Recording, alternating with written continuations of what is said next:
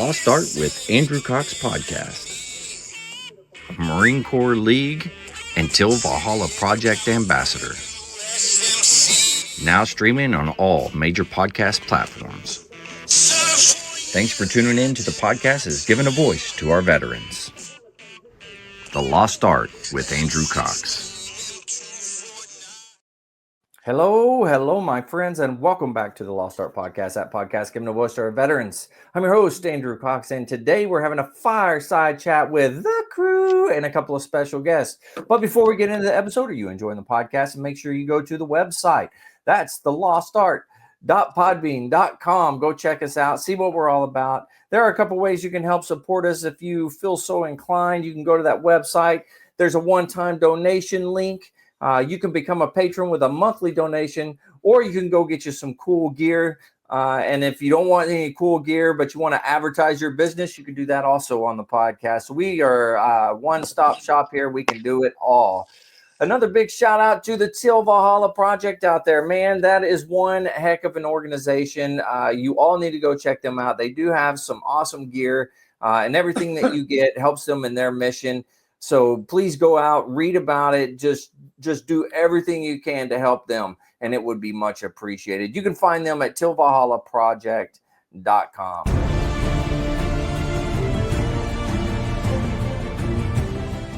Are you a Marine veteran? Are you missing that bond you had on active duty? Then I have a place for you. Join the only congressionally chartered Marine Corps Veteran Service Organization, the Marine Corps League. Get that brother and sisterhood back in your life. Become one of the fewer, the prouder, a Marine Corps League member.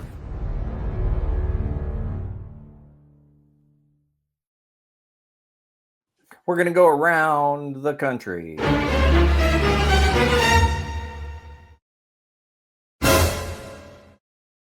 All right, we got the crew here. We got our special guests. We're going to go around and just check and see how everybody's doing. We'll start at the bottom there with Mark first. Mark, how you doing? I'm outstanding, Andrew. It's beautiful weather out here, of course, in sunny Southern California. So can only complain about certain things. I understand. Yeah. Well, that's Don't good. Want to get political here. Yeah. No clouds, right? You're not getting clouds? Well, actually, there must be some type of little storm down in Mexico in the Baja area. Oh, okay. We do have a few clouds and a little humidity. Oh. Nothing like what you're experiencing over there, but yeah. It's pretty drastic for us. Anything that shifts over your way to get some of the humidity away from us is a good thing. So, yeah. Speaking of humidity, Jim, he's down there in Tennessee. He's got some humidity. Woo! Oh, yeah, we got humidity, all right. So, although I would say this week it's been, 85, so only felt like 95, so it's good, I'll take that over the 106 every day. Yeah, I understand. You had a good week, though? So far, so good. Yeah, I'm ready for the weekend, though. Yeah, aren't we all? Weekends are always a glorious thing. Yes, sir. Mike, how you doing? I'm doing good. Everything's good. Back home this week from work.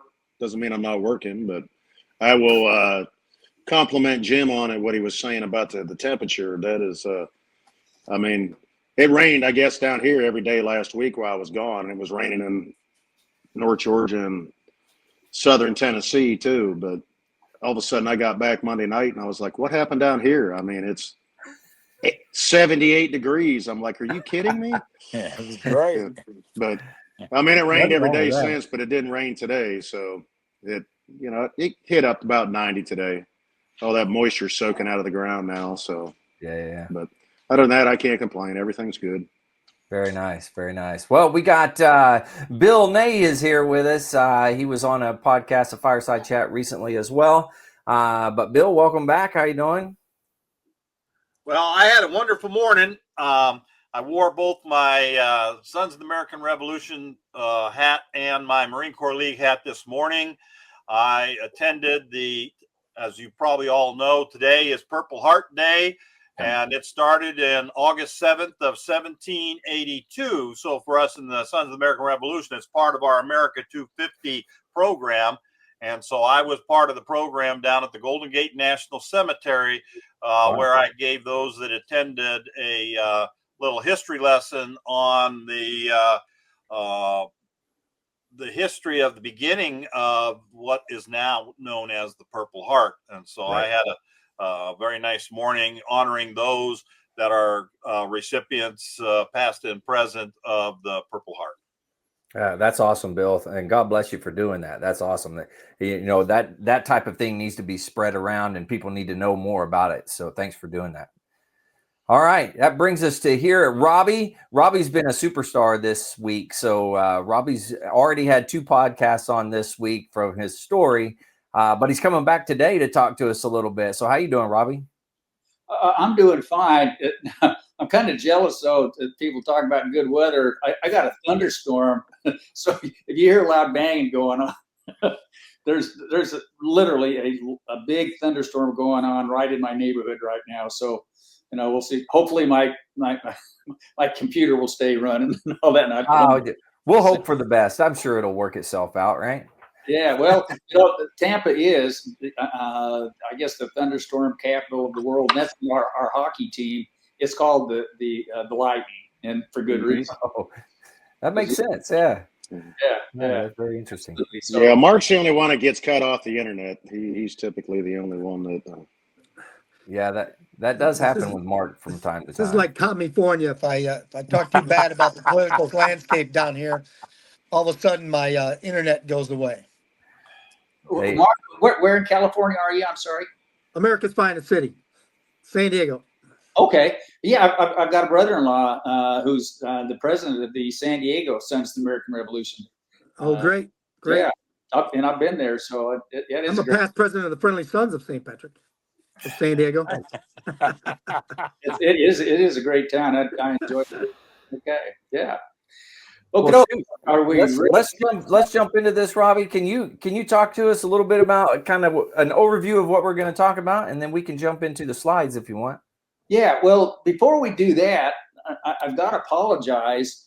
In my last podcast, I talked about the things that I did when I was the wing commander at Edwards and the different aircraft that I got a chance to fly, but I completely overlooked the fact that my final year, I was there for 3 years, and in my final year there, the government was going through an operation they call BRAC, Base Realignment and Closure, which some of you have been affected by, maybe some of you have not, But anyways, they go out and they pick bases and they say, okay, we don't need these anymore, and they closed them. Well, one of them that they were closing in that time frame in the 96 to 99 era was El Toro.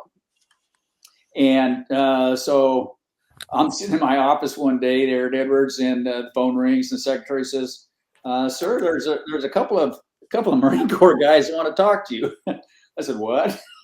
Okay, fine, let them in. So they came in, introduced themselves, and they said that they were, excuse me, they were from El Toro. The base is going to be bracked, closed down, and they were looking for a place where they could bring their helicopters. And I went, "Oh, well, that'd be cool." So I said, "Yeah." I said, "So I'll, and I worked for a 2-star general. So I went to him and suggested that we form an advisory group to actually investigate whether these guys could come in and what it would do to, our flying operations, whether, right. You don't want to say, "Yeah, come on in," and find out, that it's going to adversely affect your flying ops. Right. So I asked them, I said, bring your helicopters in, and we found some ramp space where they could park, and some buildings, where they could set up their squadrons. And so I went out on the ramp in my staff car with my chief of safety and said, "Okay, let's watch these guys as they come in, as they hover, they taxi, and then they take off and all that, and see whether it generates any real FOD, foreign object debris." Right. Because the last thing you want is when, because we've got one and only type aircrafts out there, and the last thing you want them is to suck up some rock that, that a helicopter, threw out or whatever. Yeah, that'd be a bad day. Yeah, that'd be a real bad day for a lot of us if that happened. So we checked it out and we said, hey, the way these guys come in and, the route coming in and, hovering and all that, we don't think there's going to be a problem. So, yeah, we said, okay, you guys come on in. And so we accepted them and gave them some squadron buildings. And so after they got there, they said, hey, would you like to fly with us? And I said, absolutely. You're asking the test pilot if he wants to fly something new, you bet. So they had the CH, it was called a CH-53. Mm-hmm. And so, I got in it and went out and flew around the Mojave Desert and really, really liked flying it. And then another organization came in, they were flying CH-46s. So we were hosting both CH-46s and 53s for a while before I retired. And they were a lot of fun. And of course, at the time, we didn't have any helicopters. If we'd had an aircraft that crashed out in the Mojave Desert somewhere, and one of our pilots had ejected, I talked about land survival. One of the previous slides, one of the previous podcasts. We could have used those helicopters to go out there and actually pick them up. And that would have really enhanced our safety. So I was all for them coming in there. So. Anyway, I apologize. I why that slipped my mind before, particularly since you're a Navy guy, Marine Corps guy, and this is a Marine podcast. How I'm not going to miss that. It's my. Oh, that's good. Well, we got it in there. That's all right. I just took us an extra day. No big deal. On my age and all that. Yeah. So tonight we're not here to talk about me or my what I did in the Air Force. Anything like that. Tonight, we're here to talk about what I consider to be a historic oversight, where our country, for whatever reason, has not honored our Continental Marines from the Revolutionary War and their accomplishments, as well as the Continental Navy that supported them in their first amphibious assault. So tonight, what we'll do is we'll spend a little bit of time talking about the history that led to this first amphibious assault landing on foreign soil by Continental Marines. And Bill's here, and Bill did a really good job of going over Revolutionary War related activities a week or so ago. And so, he can jump in and, shed more light on some of these topics that we'll be talking about. So we'll talk about the actual the build up to why they went down to the Bahamas to do this, and who the key players were, etc. Then after that, then we'll talk a little bit about the actual organization of the Sons of the American Revolution, because we're the organization that's doing this. We're doing this really on behalf of all Americans. And in fact, after we build this monument, we're not going to keep it. We're going to turn it over to the city of Pompano Beach. And so we'll talk about that, and then we'll talk about the actual committee and the monument itself, and some of the fun things that we're planning on when we do our ribbon cutting ceremony next year. So that's basically the three main points that we'll be talking about: the history part. We'll talk about the Sons of the American Revolution, and then we'll talk about the actual committee and the monument itself. Okay. Awesome. So with that, what do you hear that? I don't know if you can hear that boom. Was that thunder? That's the lightning going on right outside. Oh, nice. Yeah. So yeah, it's a good evening tonight. Yeah. My dogs are, buried underneath a bed somewhere. Okay. So let's see. Why don't we go ahead and throw the first slide up there, and we'll go ahead and get on with this. But again, as we're going through the slides, at any time I say something that anybody wants to jump in on and talk about or ask questions, by all means, this is a fireside chat, and so we'll treat it that way, right? Sounds good. All right. Okay. All right. So there it is, the first amphibious landing by Continental Marines and sailors, and you can see in the upper right. I was joking with some of our committee members. I said, well, we don't really have a program in the Air Force until you got a coffee cup or a patch, and so we came up with this patch.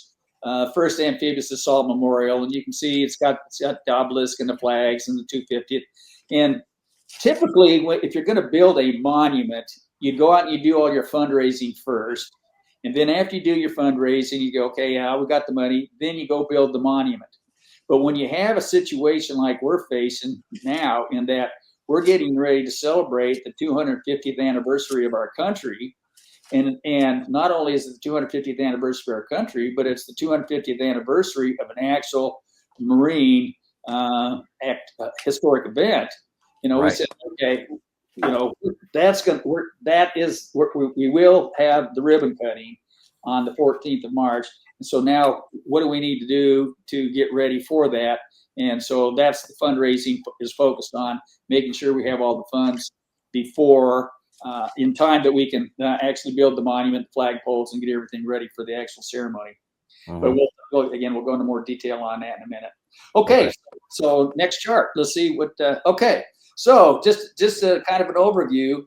This is an artist's rendition of what that monument is, a memorial we call it, is going to look like. That's a 20-foot tall obelisk. And clearly we're going to have, a U.S. flag to the left of it. And then that is a Marine Corps flag that's going to be to the right of it.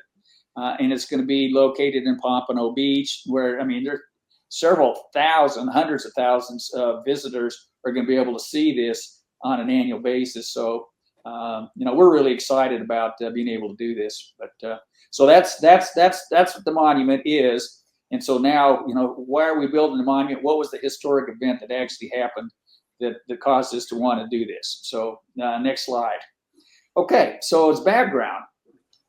On the 3rd and 4th of March of 1776, almost 250 years ago, Continental Marines and sailors conducted their first amphibious assault landing on foreign soil. And it took place in 2 places down in the Bahamas. The first one it was called Fort Montague, and the other one was called Fort Nassau. And of course, the Marines, they get on ships, and so the Navy was certainly involved in escorting them down there. And then some of these sailors actually participated in the landing events as well. And so there was a Commodore Isaac Hopkins who led that fleet of ships down from Philadelphia down to the Bahamas to disrupt the British and get a bunch of war supplies, gunpowder, cannonballs, etc. From the forts.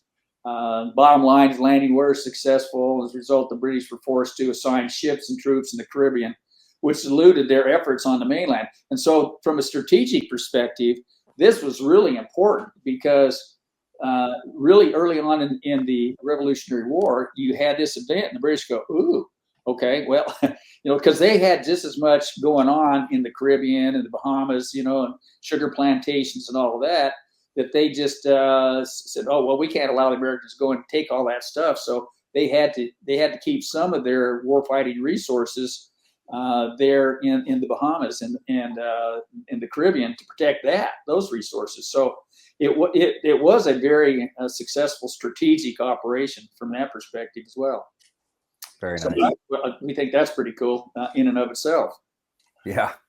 Okay. So let's kind of walk through the things that I think really are the dominoes and the building blocks that went into what happened and why it happened for this successful raid. And so we start with on the 5th of October of 1775.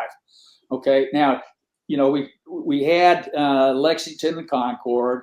We had the Battle of Bunker Hill. And then we had the Siege of Boston. Well, this 5 October, the Siege of Boston was still ongoing. And they had the Continental Congress that learned that there were 2 British ships that had supplies and they were heading up to Canada. And they said, oh, well, gee whiz, wouldn't it be nice if we could get some of that stuff for ourselves? And so they established a committee to deal with the issue. And then on the 13th of October, they decided to provide Washington with armed vessels, which became the birth of the Continental Navy. So when they celebrate the Navy, that's kind of as a result of that them learning about these ships and them just getting serious about, okay, we're 13 colonies, but we need to have ourselves a Navy besides an Army who is currently involved in this siege of Boston at the time. So the first ship was called the Alfred, then the Columbus, the Cabot, Andrew Dory, and the Providence So there's the first ships that we got, that were part of the U.S. Navy. And then they assigned this guy, Commodore Isaac Hopkins, to be the commander in chief. And on that same day, and oh, by the way, that they signed they set the Navy in to be an official part of the war fighters for the Continental forces. The British Admiral Graves ordered one of his lieutenants, Lieutenant Henry Mowat, to, as I say there, chastise the towns and cities on the East Coast for their rebellious acts and harass American shipping. And so Mowat sails up to Falmouth. At the time, it was Massachusetts. And this was something I didn't realize till recently, was that Massachusetts, at one time, Maine was part of Massachusetts, and it broke away and formed its own state after the Revolutionary War. But at the time, it was Falmouth, Massachusetts, and they basically burned that place to the ground. It's just, Navy ships that came in and just bombarded the place. So the Continental Congress had that in the back of their mind as well, is that now they're being harassed by British ships. And so, okay, now we need to go attack those ships. And who's going to do the attack? Well, if you're going to have attack, it's logical that you would have Marines that are actually going to go, do that part of it, right? I mean, the sailors are going to sail up there, but then someone's going to have to do the shooting and maybe board the other ships and all that. So they got really serious about, we need to form a separate warfighting force that we call the Marines. So that was the background to that, is those dominoes initially falling there. Okay. So next chart. So in the fall of 1775, also Congress asked George Washington to form a Marine unit, and he said, and they asked him, "Hey, why don't you take some of your troops, his ground troops, and form some Marines?" But George Washington pushed back and says, no, he didn't have enough troops. He didn't have enough supplies. He didn't have enough of anything at the time to carve out specialized forces to go get on ships and sail around and attack enemy vessels and do whatever else. So he suggested to Congress that they form Marine units from Philadelphia and New York. And so they relinquish. They tell Washington, okay, fine. And so they form a separate branch, the Continental Marines. And so on the 5th of November, they commission a guy by the name of Samuel Nicholas as the first Marine officer. So he's the first guy, all right? And so then they say, okay, you're it. Okay, you're the Marine Corps guy, but we need more. We need a couple of battalions, and so we want you to go do some recruiting on that. And I think the bill, Nate, talked a little bit more about that, where there were two places in Philadelphia where that recruiting was originally going on. One of them was a place called the Conestoga Wagon, and I think Bill said that was where the officers were recruited. And then another place called Tunn's Tavern in Philadelphia, and that's where the enlisted guys came from. Now, Bill, were you making that up, or is that a true story? Oh, that is absolutely true. And in fact, they don't even think there was any recruiting done in the Conestoga Wagon. They went to the Conestoga Wagon to decide who was going to get the commissions and stuff. So those people were already decided, and that's a whole different, kettle of fish than recruiting Marines. So it's still pretty well believed and understood that, almost all of the recruiting was done initially at the Tun Tavern. I mean, they did some recruiting other places after the Tun Tavern, but the Conestoga Wagon was a country club where they went out to talk about who was going to get to have a commission. Okay. Like you said, country club. That was good. Sounds like they were recruiting Air Force officers. Yeah. Okay, so all right, so next slide. What's the next slide here? All right. Okay, so here's the key players. Okay, that got some pictures of these guys. Okay, so there's three guys that we think are kind of important to talk about. The one on the left, that's Samuel Nicholas, who is the first Marine, and then the guy in the middle is John Paul Jones. And what people don't realize was that John Paul Jones was on Commodore Isaac Hopkins' ship, And well, I'm going to talk about some of the things that he did here in just a minute. So he plays an important role in all this as well. And then on the right, that's a picture of the Commodore himself, Isaac Hopkins. And so, yeah, there's the pictures that, just so you can see who the heck we're talking about, as opposed to imaginary critters out there, right? It's actual people. It puts a face to the name and gives us a little more to go on. That's good. Absolutely, yeah. Okay, so now we know who those guys are. So Hopkins, okay, he has a rose pinned on his chest. Okay, he's given his fleet. He's made a Commodore, and so about that same time frame that he's starting to think about what he's going to be doing. On December of 1775, on Christmas Day, actually, George Washington writes to Congress telling him that his words were, "Our want of powder is inconceivable." Now, I can't imagine what he was thinking, other than, how am I going to fight this war when I don't have any munitions? I don't have right.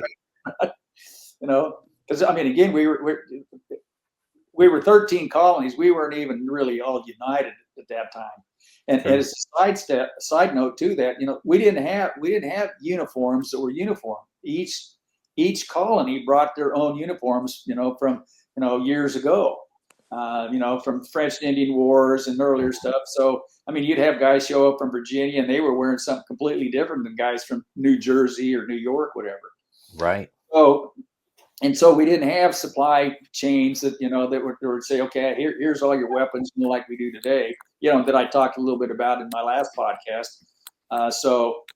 He is struggling on how he's going to be able to get all the munitions and how he's going to be able to prosecute this war.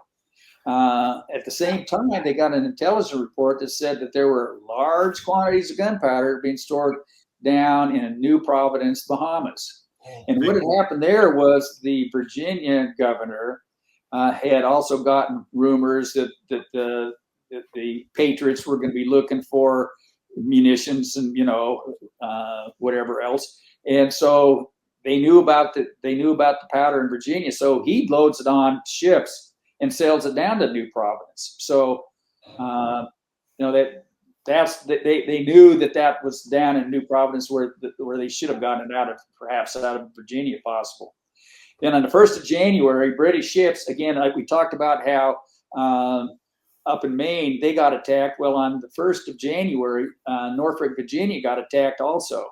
And British ships came in there and they bombarded the place and the town was destroyed. And then I put in parentheses here, Patriots helped with the burning and looting also.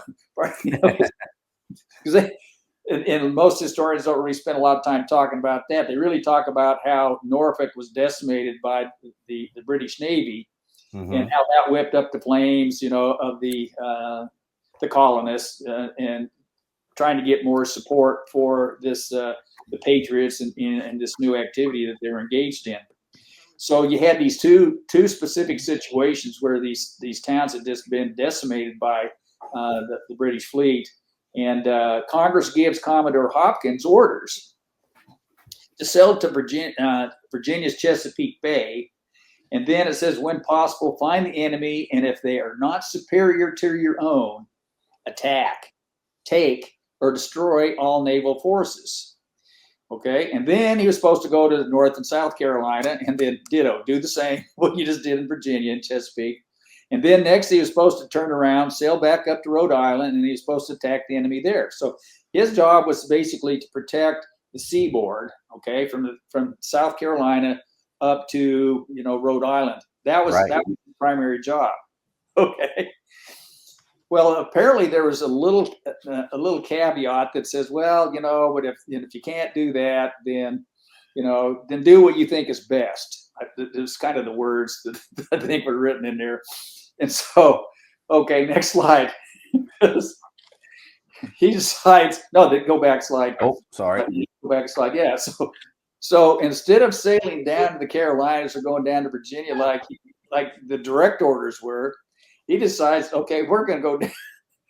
He sails out into the Atlantic, and two more ships come out there to join him. One of them was called the Fly, and the other was called the Wasp, or the Hornet, I mean. Those two ships collide, due to heavy seas and whatnot. So one ship limps back to port, the other ship stays with that fleet. And so instead of going down and protecting North and South Carolina and Chesapeake, he heads on down to the Bahamas. Okay. Seemed like a good idea at the time, right? Yeah. And so he says, okay, well, this is what we're going to do. We're going to sail down there, and we're going to, attack down there and try to get the gunpowder. Okay, so now you go to the next slide. Okay, so I want to talk a little bit about, take a step back and talk about the flags, because this was new to me also. The flag in the upper right, the Union, you can see that that's actually the Union is actually the flag of England, and then behind it is the St. Andrews flag of Scotland, right? Superimposed, that, call that the Union. So when you hear the term Union, that's what that part is. So you have the Union with the 13 stripes. And that was the original American flag. A lot of people think it was the Betsy Ross flag, but at the Battle of Bunker Hill, and then subsequently when Hopkins' fleet sailed down, this was the, quote, American colonies flag. That's what they flew. That's interesting. Yeah. And so he's flying the Union with the 13 stripes flag, but he also was giving a standard, the yellow flag there, the Don't Tread on Me, or called the Gadsden flag. Okay. And this was actually designed by a guy from South Carolina who I think he became a brigadier general in the militia down in South Carolina. But he designed the flag, and he was really a strong advocate for having an American Navy. And so he designs the flag, and then he gives it to Commodore Hopkins. And Hopkins then unfurls it. And so when he was there, and you guys can tell me more about this because I don't understand flags on Navy ships, but apparently when the commander is on it, he has his own special flag. Is that right? I think for the general officers or admirals, they have like their own flags. Is that what you're talking about? And so I think that whole say historical aspect of them having their own flags probably started with Commodore Hopkins and him using that "Don't Tread on Me" flag. Now British may have had the same thing, so I don't know. But anyway, they had those two flags that were on the Alfred ship when they were sailing down to the Bahamas. Right. So I thought that was pretty cool. Not only did Hopkins have it as his personal standard, but I read that the early Marine Corps adopted that same flag.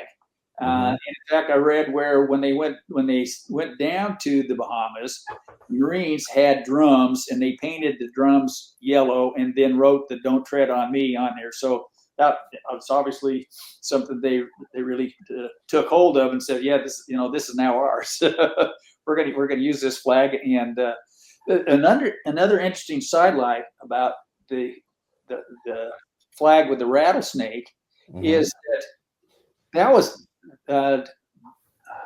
Benjamin Franklin liked the rattlesnake as something to represent the United States, because he says they always give a warning, before they attack.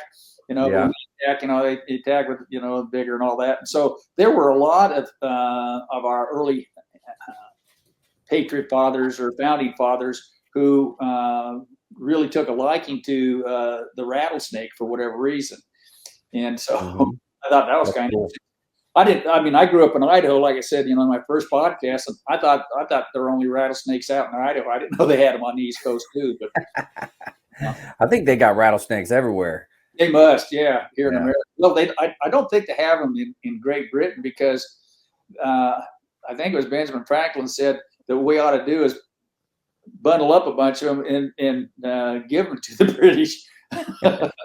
There's two things that I believe when I was a child, I believed was you had to look out for 100% of the time. The first one was rattlesnakes. Yes. And then the second one was quicksand. I thought for sure quicksand was going to be everywhere, and it didn't happen that way. So. Yeah, in Idaho, I had more than one occasion where I came close to a rattlesnake, and decided, better part of staying alive is turn around and just leave him alone. Yep. Laying on a hot rock or whatever, just leave him alone. But for whatever reason, I guess as a kid, I just thought, okay, yeah, we got rattlesnakes in out west, but the thought of having them in on the East Coast was that was a totally alien concept to me. Back there for whatever reason, I don't know why, but okie doke. So yeah, it's a little bit about the flag. So I think this is kind of a historical basis here that I thought it was interesting. So okie doke. So I thought you need to see a map, okay? And so you got on the left side of this map. This is the southeastern part of Florida, and so you can see from from West Palm Beach down to Miami, okay, Homestead and all that. And then if you go eastbound out of Florida, you'll come to the Bahamas, and you got the big Grand Bahama Island, and then off to the on the map here off to the east, you got the Great Abaco. And in the southern part of that, there's a tip of land down there, I think, and that is where Hopkins' fleet went down to that particular part there in preparation for then sailing further south down to Nassau, and that was their ultimate target. But they originally all kind of congregated down there, and I think it's a place called Hole in the Wall or something like. I forget the exact name of where they were at. But unfortunately, when they got down there, they were spotted. Okay, so that in itself was not good. They got spotted, and so the people in the Bahamas got some advance notice that the ship was going to be coming in. So I mean, but the other thing I wanted to put this up here is because if you go back to Florida and you can see Fort Lauderdale, if anybody doesn't know where Pompano Beach is, it is just right above it, and so that is where the monument is going to be. That we're going to talk about is there in Pompano Beach, north of Fort Lauderdale. Okay, so next slide. That was good because I had no clue where it was, so I'm glad you pointed that out. Well, I mean, in matter of fact, when I first heard about it, I thought the same thing. I said, okay, I figured it was on the East Coast, but how far down or wherever? Okay, so while Hopkins he's down there, they capture a couple other ships, okay, and make them part of their fleet. And so Hopkins decides what he's going to do is they're going to put all the Marines on these other two ships, okay? So now they're not American ships; they're these other somebody else's ships, and so they will be the ones that actually sail into Nassau Harbor area, and then they'll surprise, everybody jump off and go attack them. And that was, I guess, the master part of his strategy. There was that they were going to load these Marines onto these other two ships, and then sail in and have the attack from there. Well, like I say, the British, they spot the fleet, and Governor Brown decides to start moving gunpowder out of Nassau, figuring, okay, yeah, well, if they're here, they're probably here not for good intentions. So on the 3rd of March, now this is the key date, okay? On the 3rd of March, Captain Nicholas leads a 270-man landing force ashore, 2 miles from Fort Montague. And I've got it underlined there. That becomes the very first amphibious landing in Navy and Marine Corps history. That is the first time that our country's Navy and Marine Corps engaged in an amphibious landing on foreign soil. Well, probably on any soil. Yeah. Okay. So to me, that's truly important that we understand that. So he goes in there. So they march to the fort after they land. They march to the fort, and somebody from the fort comes out and says, what is it? What are you here for? Right? And so he gives them a message that says he was sent by Congress of the United Colonies in order to possess themselves of the powder and stores belonging to His Majesty. And so the guy says, oh, thank you. And so the guy goes back to Fort Montague. And the assault force marches to Fort Montague, and they eventually take the fort without firing a shot. So, that was pretty good. Okay, nice. Next slide. Okay, so I wanted to show you a picture. Okay, on the left-hand side of the picture, you can see there's a picture of a guy in a Marine Corps uniform there, and you can see. Hopefully, you can see that it's green. It's not blue. That's actually a green uniform. And Bill's not wearing his uniform, but he's got that uniform that he wore. Yeah. At his podcast about a week or so ago. Okay, yeah, that's right. You can see where they're downloading the cannons and all that, and you can see the drums. But then behind that, look, there's the artist has the 2 flags. One of them with the Union with the 13 stripes, and the other is "Don't Tread on Me" flag. So I thought that was, that and that's probably Samuel Nicholas there leading the march there, with his saber out and all that, as they're marching, in celebration of being able to take the fort. And so they got a bunch of cannons, they got a bunch of ammunition and all that.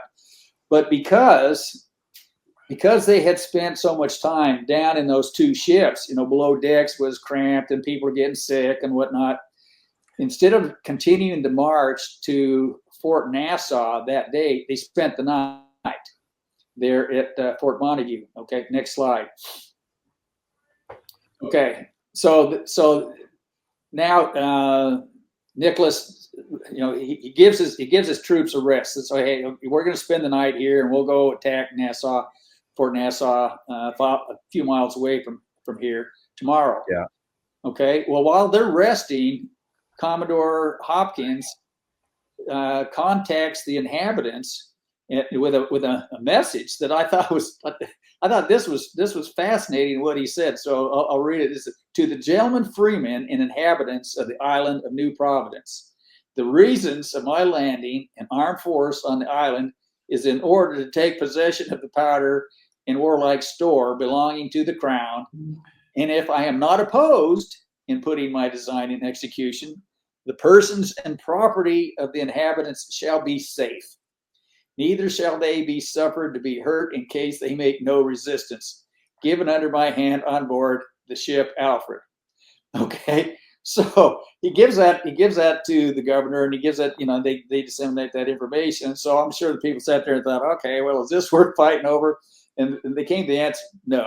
Okay, this is okay. So Governor Brown, well, he's still loading the 2 ships of gunpowder, and they sail off to St. Augustine. So some of the gunpowder that we went after that had originally come down from Virginia is now in Florida, St. Augustine, Florida. Okay, more about that in a minute. Okay, but the next day, the 4th of March, Captain Nicholas, gets his troops, and they march on up to Fort Nassau, goes to the governor's house and demands the keys to the fort. And they say, okay, here you go. So he gets the key. And no shots are fired. Nobody's hurt. But they fired a cannon shot, and I guess before they showed up. And so they asked the Governor Brown why he did that, and he didn't give them a satisfactory answer. He gets arrested, and he's eventually released under a prisoner exchange sometime later. But they did. I think he might have been one of the few. There were like 2 or 3 guys who actually got captured and put on Commodore Isaac's ships and sailed back, and then eventually was traded in a prisoner exchange. Right. Yeah. Okay. So now they've got the 2 forts. Okay. Okay. Next chart. This was I thought a great picture also that was painted that shows the first landing. So there's your first amphibious assault. What it would probably look like with people rowing their boats from the ships onto the land, getting off, and then mustering up, and then getting ready to march off to the forts. So that's a historic painting of that as well. I like that. Kind of cool. Okay, so they've taken the 2 forts, and like I showed you in the one picture, they're downloading cannons and mortars and all kinds of stuff. Matter of fact, they fill up all their ships, and they still have loot that they can take with them. So now they go and they get 2 more ships that are local there, and they basically write an IOU to the locals, say, okay, give us these ships, because we need them to haul our stuff up to Connecticut and Rhode Island and wherever else. But we'll give them back to you later, which they do. Okay, So on the 16th of March, because it took them, I'm sure it took several days for them to actually load those ships up. Right. Okay. So Commodore Hopkins, he starts sailing back home, and as they get back to Rhode Island area, they do encounter British ships, and they engage in a naval battle. And yeah, and during that naval battle, part of their ships, as you imagine, in TV shows, lumber starts flying, and the cannonballs hit the ships, right? Right. Well, and so one of the Marines, this Lieutenant John Fitzpatrick, is killed. Again, he doesn't get killed on land; he gets killed sitting on a ship. Wow. Yeah, and he was one of Samuel Nicholas's friends, and who so Nicholas lamented the fact that one of his good friends was killed during that naval engagement. Right. So anyway, the bottom line was that the mission to the Bahamas was a huge success, and so you'd have thought everybody would have got heroes medals and all that, and time off for good behavior and all that. But what happens is Hopkins is eventually driven out of the Navy about a year or two later. Wow. Yeah. So they basically fired him for failing to follow the original orders. Okay. And John Paul Jones, afterwards, after they sailed back, he's made a captain. And so he writes a letter that he says that the gunpowder loss was foreseen and could have been prevented. And so, I guess both sides of the story, and people were defaulting to that he didn't really follow the orders that he was given, which was to protect the sea coast, the eastern seaboard. Mm-hmm. However, because the raid caused the British to assign many of the troops, it did dilute the forces. And we've already talked about the strategic success, so we don't need to, we can go ahead and get on from that slide now. All right. Okay, so here's a picture of actual Fort Montague. So if you go to the Bahamas today, you can go to the fort. Now, Fort Nassau doesn't exist, but Fort Montague does.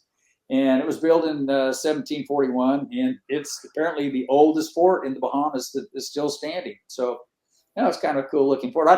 I don't have perspective as far as from that picture of just how big that is and how tall it is and all that. Therefore, how big the guns are. It's looking pretty small to me. I don't know. But yeah, literally, yeah. To me, I'm thinking, okay, well, as far as forts go, I spent time in England. Those are a little bit bigger. So when I go look at castles, I'm expecting something a little bit bigger than that, right? So yeah, it isn't like these things were huge, but they were strategically located on the island, and apparently with those cannons, if any ship did sail in, you aim the cannons at the ships, and that probably was effective in deterring the enemy from sailing in there, and doing what they do. But anyway, so that I just thought, I'd see that's what it looks like today if you get an opportunity to go down to the Bahamas. Okay, so let's see what's the next chart. Okay, so now we're going to shift gears and start talking a little bit about the Sons of the American Revolution and us as an organization, and why we decided to do this. And we became aware of the amphibious assault some time ago. In fact, what we'd heard about was we have our organization from the national level. We have a president general. That's what he's called. And we had a President General, Lindsey Brock, who apparently was on a cruise himself, just a personal cruise that went into Bahamas. And apparently when he got to the Bahamas, he went to Fort Montague, and he laid a wreath, as a tribute to the Continental Marines and sailors who engaged in this historic event.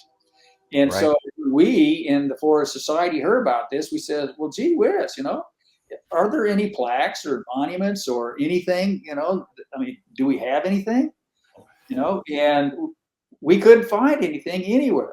We were talking to, a lot of different people about this and said, this essentially has become a historic oversight by our country where, for whatever reason, nobody has bothered to take the time or make the decision to raise a monument of any sort to honor our nation's first Continental Marines and the sailors who participated in this historic raid. So we said, we looked left, looked right, and said, okay. You know, like I told you, I think in the last one about shake the stick, you know, when you're the pilot in command, we decided shake the stick, and we're gonna do this. Okay. And so then we looked, okay, well, where are we gonna have this thing at? Well, as we were looking for places, our committee chairman, Steve DePaul, went and talked to different municipalities and whatnot. And he said, hey, Pompano Beach, he said, is a very patriotic community, and they are really anxious to support this, and they're willing to give us the land. And then we looked at it and we said, oh, by the way, you know, I mean, if just like Iwo Jima Monument is not in Iwo Jima, okay, it's in Washington, D.C., in America. We wanted to have the monument in America, but we wanted to have it as close as possible to where it actually happened. So we said, well, we put it down in the southeastern part of Florida. You know, that should be a good historic location for us to do that. So we started on Pompano Beach because we said we can consider it to be the closest logical place in the mainland to the actual site in the Bahamas. So the Florida Society formed a committee, and they said, okay, guys, go plan, coordinate, raise funds, and you know, get everything ready to erect a fitting monument. So, you know, I'm one of the 5 guys that was selected to go do that.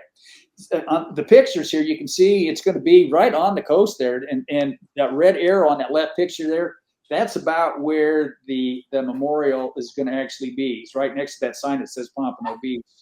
And then the middle picture shows, you know, I guess if you're looking, you know, probably from a drone looking up the coast, you can see where it's going to be right on the beach there. Okay, which again, hundreds of thousands of people go past this area on an annual basis. So this monument is not going to be in a cemetery or someplace where nobody's going to go. This is going to be a place where, you know, thousands and thousands of people are going to be able to go on an annual basis. So we're really excited about being able to do this. But the key, it's right there next to that pier, and I mean looks like the only pier close by. So exactly. I'm sure that's a huge attraction. Exactly, you're right on, AJ. Is that we think that this place is going to draw literally probably hundreds of thousands of people on an annual basis are going to come by there, and then when they see the monument, they're going to say, "Oh, what's this about?" And the plan is that it will resonate with what our national Sons of the American Revolution mission is, which what we're going to talk about here in just a second. Okay. All right. Okay. Next chart. Yeah. Okay. So this the National Society. So the way the Sons of the American Revolution is organized, you have a national society, and so you got the staff, you know, and elected officers up at the national level. Okay. And we were formed in 1889. So we, you know, we've been in existence for quite a while. Our headquarters is in Louisville, Kentucky. And in 1906, President Teddy Roosevelt signed a federal charter. And by the way, he was a member of the Sons of the American Revolution, so that didn't hurt. But the key thing I want to on this slide is our mission statement and what we're all about.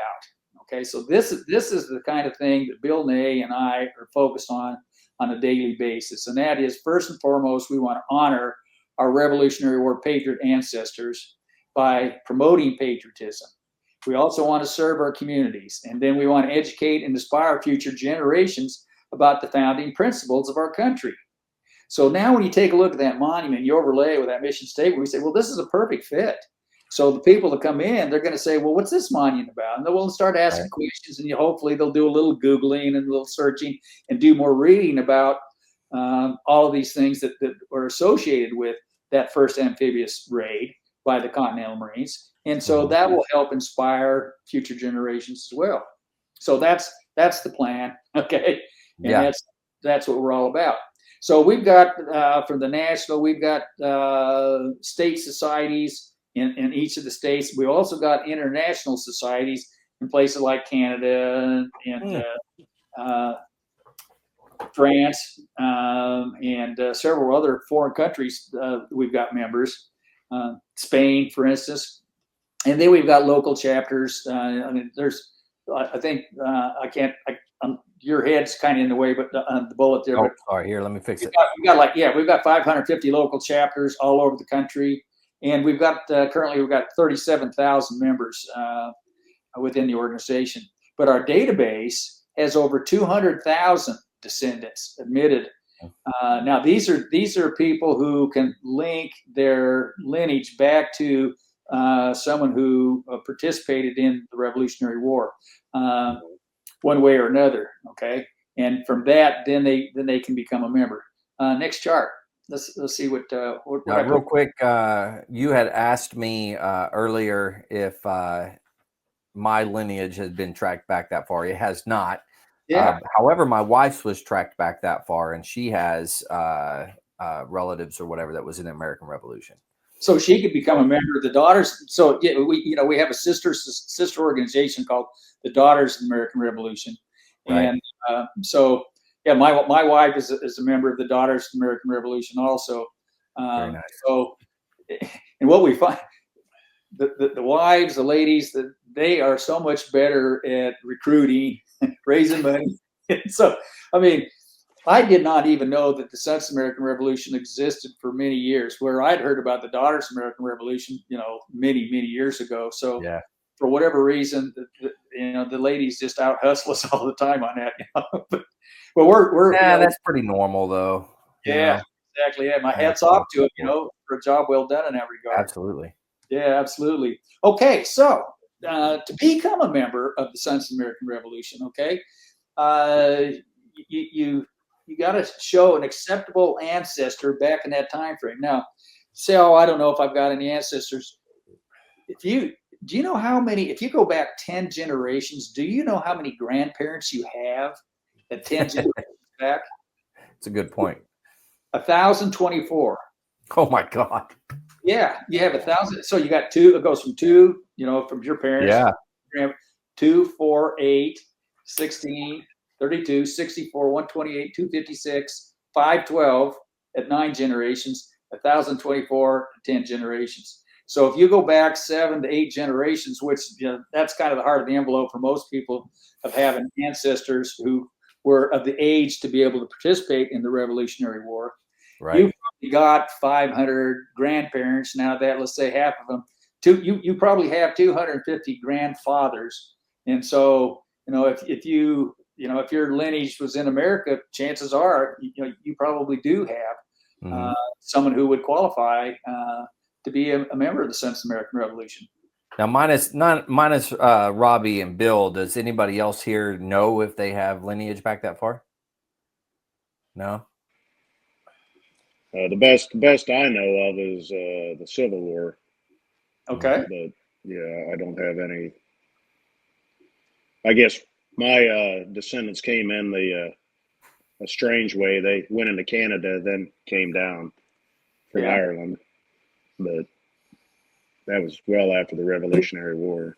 Well, is that through both your father and your mother, or just your father?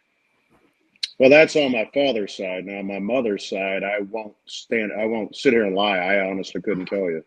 They're of German descent, so I couldn't.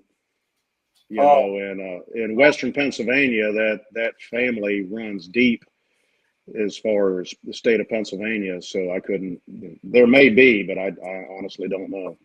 Well, there's not many of them alive at this point anymore that could. I wish when I was younger I had been smarter and had actually listened more and wrote things down. And that's one thing that Robbie was mentioning to me is already there's a huge database. And Robbie, you can correct me if I'm wrong, but there's a huge database that if you could find anybody in that database that you're connected to, that basically paves your way all the way back. If you've got uncles, aunts, great grandparents, cousins, that may have joined. If you can draw a direct lineage to them into the Sons of the American Revolution, and if they've already got their application had already been approved years ago, then that helps out considerably. So again, it isn't just on your father's side; it could be on your mother's side. And so, not only your mother, but maybe your grandparents, one of your grandparents that could have been here in America for years. Could have been a long time ago that they have. So the number of grandparents that could have fought in the Revolutionary War, that narrows it down. Obviously, if one grandparent came from Germany or whatever, I mean, I've got ancestors who came from Germany as well. So yeah, part of my I don't have 500 grandparents who were in the were here in America, but I do have a significant number through my father's side, and then my father's father and his mother. That's where the majority of mine come from. So it's through my grandparents that I can link a lot of my lineage back to them. So you just may want to look and see. I mean, let me jump in, Robbie. Yeah, go ahead. I'm a genealogist, and I teach the genealogy merit badge for scouts. And one of my Eagle Scouts I was working with, and he became our Eagle Scout of the Year for our local area. He had a German background, and it led to Lancaster there in Pennsylvania. Yeah. And I started doing his taking it back. He had to submit to me 4 generations. I can usually go and run with 3 generations, but he gave me 4, and I ran it back, and I said, "Oh my God!" And I got back to him, and because I was going to introduce him at our chapter meeting, because what I found out is I actually found documentation that his great-great-grandfather was a Hessian soldier that got taken as a prisoner of war. And what was ironic, he got taken as a prisoner of war at the Battle of Saratoga, where my ancestor was fighting for New Hampshire militia. So it turns out my great-grandfather took his great-grandfather prisoner. So what happened was, and so he'd start doing his research, when 30% of the Hessians, they weren't mercenaries, they were conscripted by the barons, sent them over here and got the money from the British. And so they came here and said, "Whoa, we like it here." And there's an estimate of at least 30% of the Germans stayed here because they saw a better life here, and a lot of them in the Pennsylvania area. Yep. And what happened is, even though he had one of the grandfathers had participated on the wrong side initially, he married into other people of German that did contribute to the American Revolution. So I found an additional several of his ancestors that had been to Pennsylvania, and so they're now applying to join. And further, on one of his sides, they took it all the way back to the Mayflower. So again, what Robbie was saying, it fans way out to many, many generations.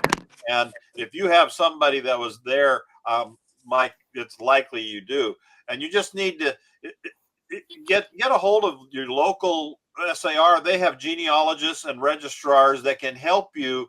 It's obviously your responsibility to put together your documentation, but they have people that are trained that can really show you and unlock that path. And once you start going down a path and you find a Patriot ancestor, both the DAR and the SAR have public accessible lists that if you've got an ancestor, a surname, you can go in there, and you may have a relative, a distant cousin, that already joined SAR or DAR, and you can piggyback on that application and save you a lot of work.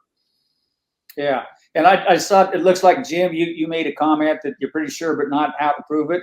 Well, I just looked at my ancestry, and from my grandmother, several, who's now 100, but she's really Asher Benjamin died in the Revolutionary War.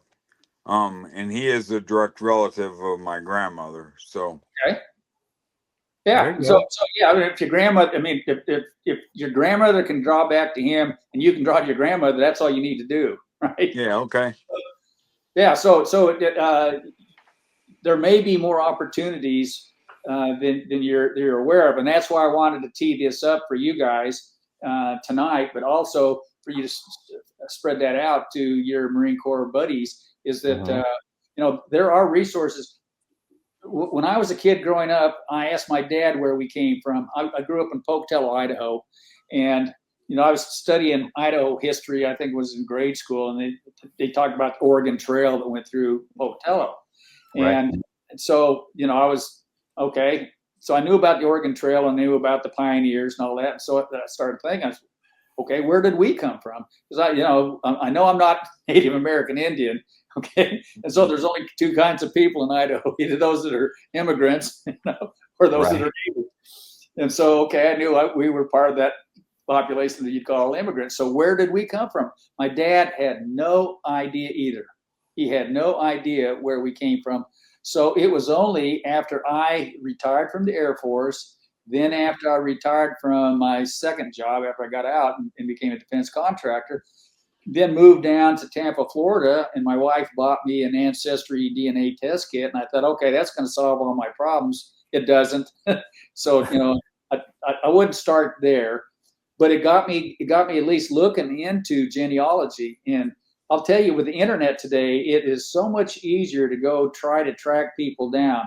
And one of the sites that I would suggest you might want to start with is called WikiTree, kind of like Wikipedia, and it's WikiTree, and it's free, and you can go in there and you can set up an account, and you can put your name in there, and then you can put your parents in there, and then your grandparents. And as you start typing those names in there, then if their database says, oh, we already have such and such a name, then you can look and see, is it your guy or not? Is it your ancestor? And if it is, then you click yes. And then, because you might have some, like I said, distant cousin that you don't know about who's already loaded their tree in there. And so that's how you might be able to link into them. And that's how I was able to determine how many patriot ancestors I actually did have. So with the internet today, it is a lot easier. And then with people like Bill, that does genealogy, I do quite a bit of it too. But and I'd be glad to, if you guys want to give me your names, and I could go do an initial search to see if there's any names I can link up to. So anyway, the key point is that there are a lot of resources today that can help you solve that problem, because you're just like I was some years ago before I got into this, of not having a clue about my ancestry at all. And now I know that, I'm a member of the SAR, but I'm also a member of the Mayflower Society, and I had no idea that I would ever have ancestors who were on the Mayflower. I always thought, when I first found out about this, I said, well, that can't be right. Because I said, surely that would have been family lineage that we would have known about over the years. Nope, that one fell through the crack, probably 100, 150 years ago. We're going back over 400 years for those guys. So, okay, so enough on that topic. Let's go back and see. So the other thing is that when you look at who is acceptable, it doesn't have to be someone who packed a rifle and shot a musket or whatever, or served in the Continental Navy or the Marines. Okay, if you happen to have a guy who was a signer of the Declaration of Independence or was part of the Congress, or if they provided arms supplies and supported, signed oaths of allegiance. So even though they may not have actually been in the militia, if there's some documents that they signed, or they signed an oath of allegiance or whatever, or they aided the cause, you'll qualify for membership as well. That's really cool. I like that. Yeah. So there's a lot of different ways that you can do that now. And again, the interesting thing is, as you start peeling that onion back, you never know where you might have a distant relation to somebody who was. I mean, it might not be a direct grandfather, but it could be, uncle married a wife who they have someone who was a signer of the Declaration of Independence. So, I mean, it's kind of interesting from that perspective. And of course, we do have international membership as well. So, because during the Revolutionary War, we had France and Spain that on our side. So they qualify also. If they can prove a lineage back to a French soldier or a Spanish soldier, Right. yeah, they're just as qualified to join the organization as well. So that's Wow. membership. Okay. Yeah, and, Okay. and I'll be talking about that at the National Marine Corps League Convention in Texas. And particularly, I focused on the Texas involvement because a lot of people don't picture Texas. And as you recall from my last talk, Right. Texas had a significant involvement in wrangling upwards of 10,000 cattle to run over to New Orleans to go up the Mississippi to feed the troops. And so they've already identified a lot of the Texan families that were involved in that those cattle drives, and they're all eligible to join both the Daughters and the Sons of the American Revolution. Great.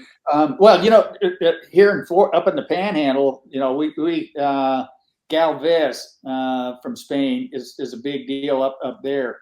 And it's the same thing, he went into that area and helped kick the British out, and so we have a lot of people who celebrate Galvez up in the Pensacola Panhandle area over towards Mobile.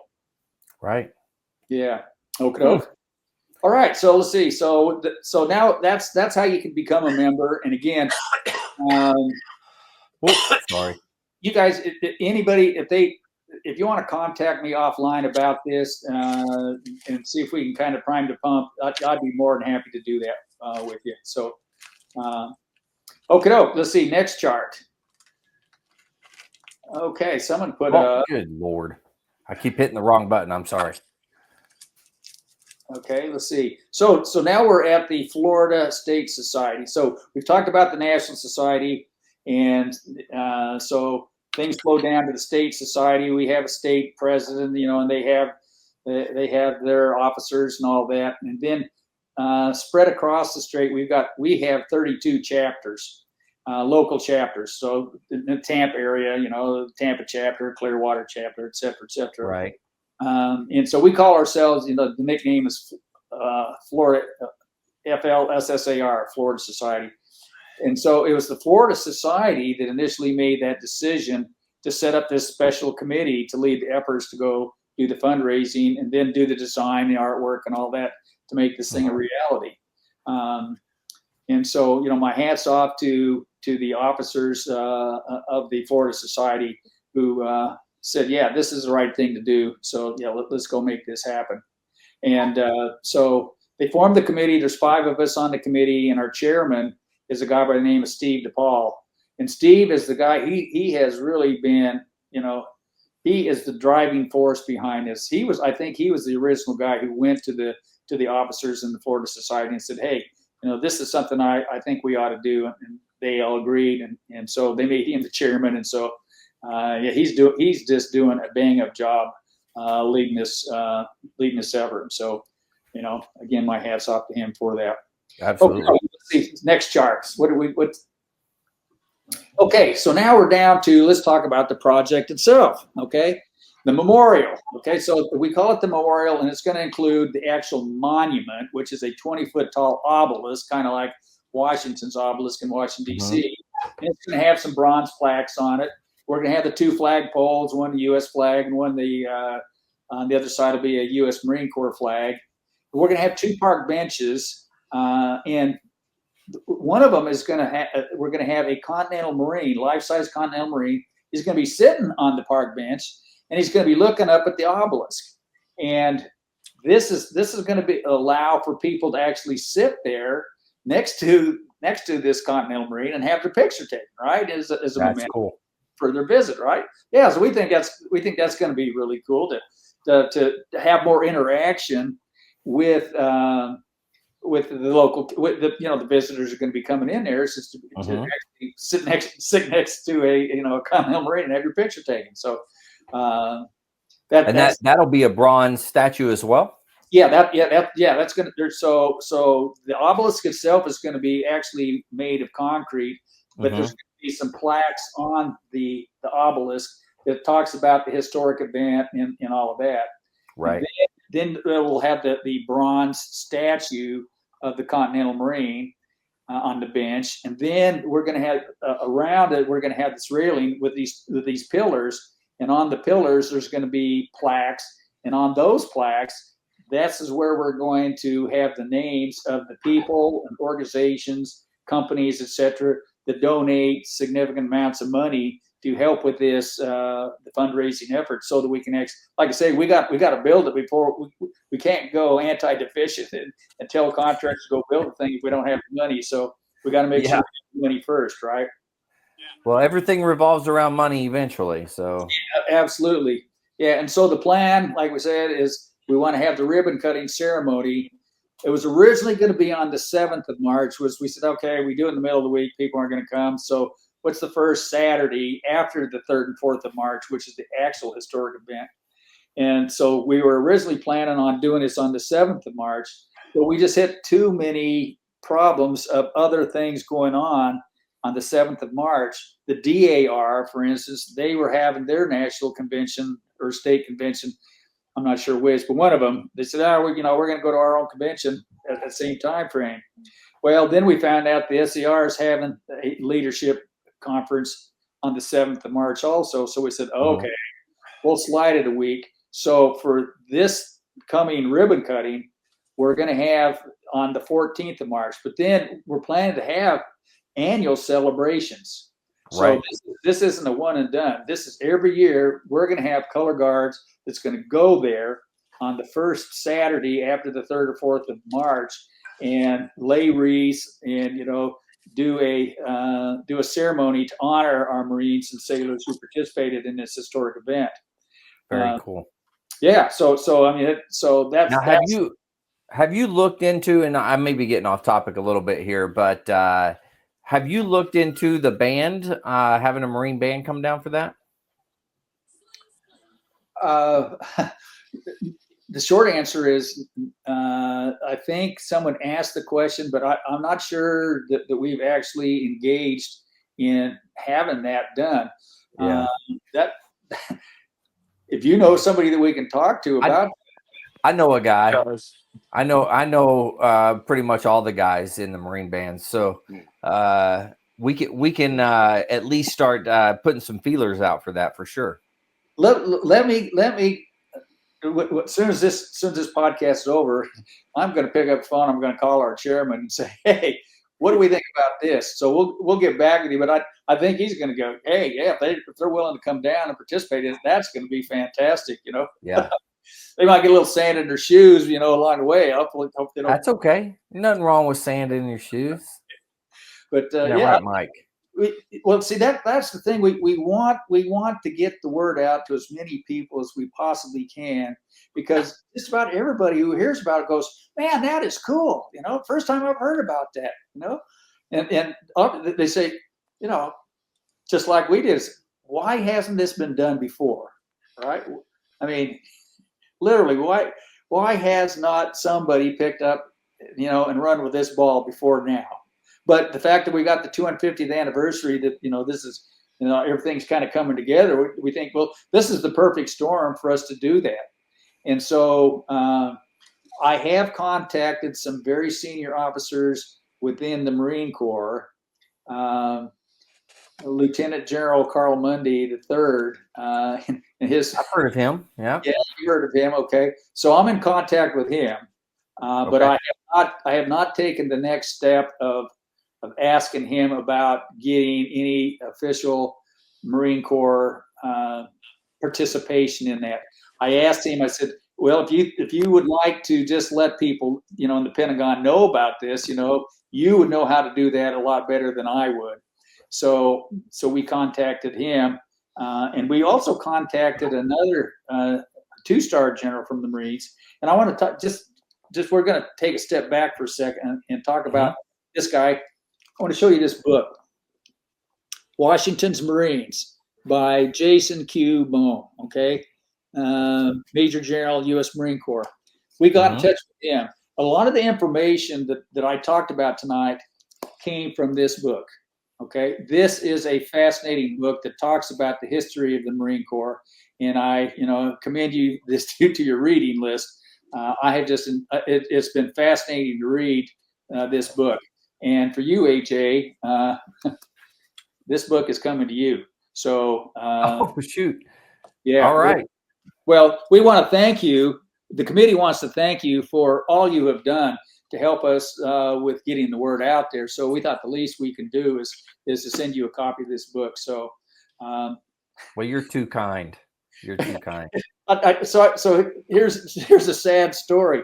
Steve DePaul, the chairman, is down in the Pompano Beach area. Yeah. Got a box of stuff. Okay, that includes the book, includes some other stuff that he decided to put in the mail to ship to me. So he calls me on Monday and says, "Hey, did you get the box?" I said, "No, I don't have a box." He said, "No." He says, "That was supposed to be overnight shipped." So he checks, and it left, and it's actually up in New York. What? Well, I mean, that's pretty good if they overnighted it to New York. Yeah. Not the correct destination, but I mean, it's still pretty good. How you translate Tampa, Florida into Queens, New York? I haven't got a clue. Well, that's how efficient their logistics are. So Yeah, I know. Yeah. So when that box actually gets here, and then I open up the box, then I'm going to put it in another box, and I'm going to mail it to you. And hopefully this time it'll go direct to the right. So I apologize that the plan was that we were going to get it to you, I think, before the podcast tonight, but unfortunately, it's all good, no problem. The best laid plans of mice and men often go straight. So there you have it. That's right. Well, there's got to be some government involvement because there's entirely too much. Yeah. Then this, then that, and it's got to go here, and then okay, it's got to come back over here, and then we got to. Yeah. So I've literally mailed stuff from Southwest Georgia.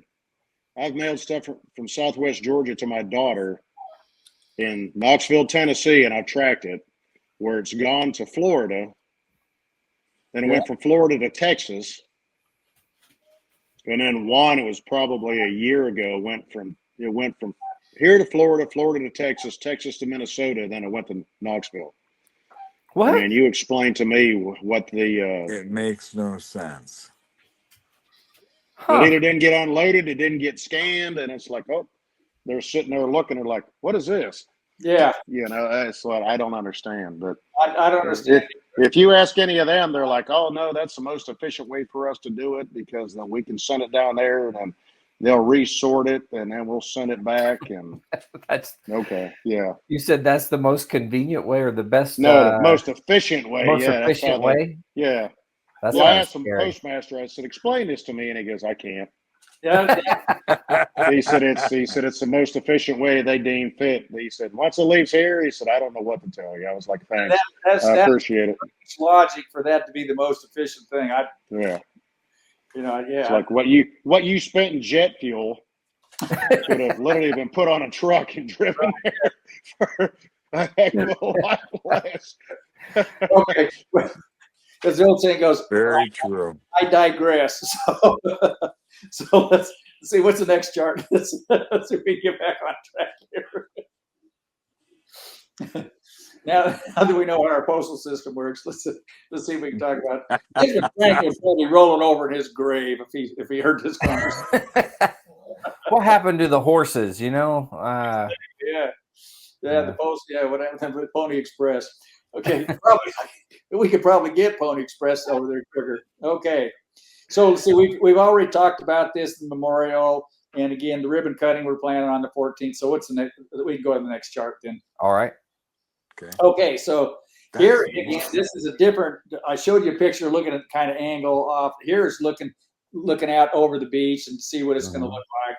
And you can see the bench off to the left. Instead of there being a guy there, there's going to be. That's where you're going to have a Continental Marine, but he's going to be over right next to the railing, so. You can someone else can sit down there and put their arm around him and someone do a selfie and that kind of thing with him. So and you can you can see the bronze plaques that are going to be on the actual monument itself, and then you can see the right next to the bench there's a pillar, and then with the railing, and then on that one, and then on another one that's probably out of sight of this artist rendition, that's where we're going to have the other plaques, brass plaques that'll have those people who have made generous donations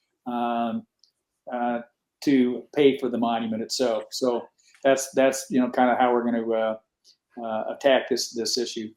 So that's the monument. That's what it's going to look like. You can see there's plenty of hotels in the background, restaurants, and all that, and so it should be a really fun time.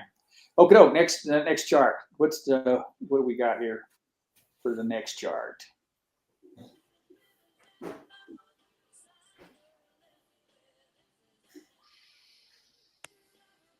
AJ?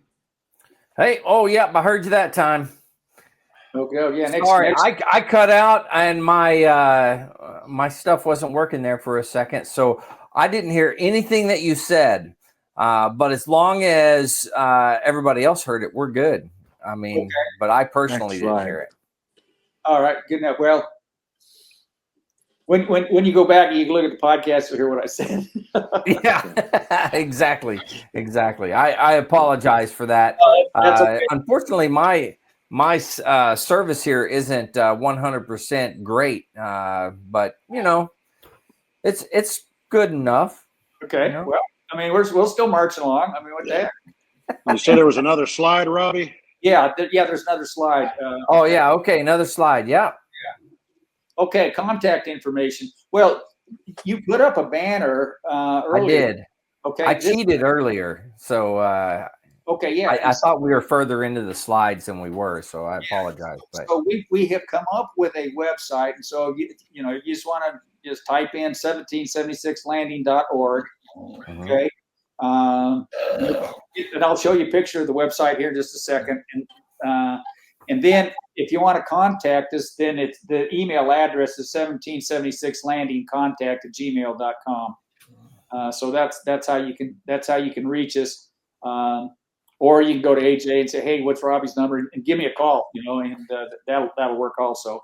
Yeah, I will also put it on the comments for the podcast as well, so it'll be on there. Okay, yeah.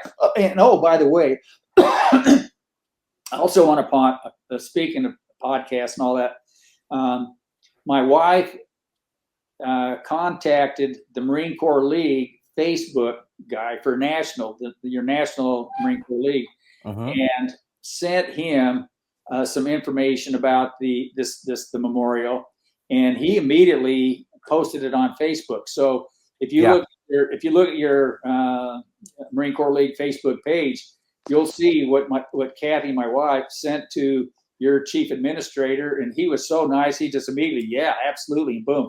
Was that TJ Morgan by chance, or who was that? Do you know? I don't do Facebook.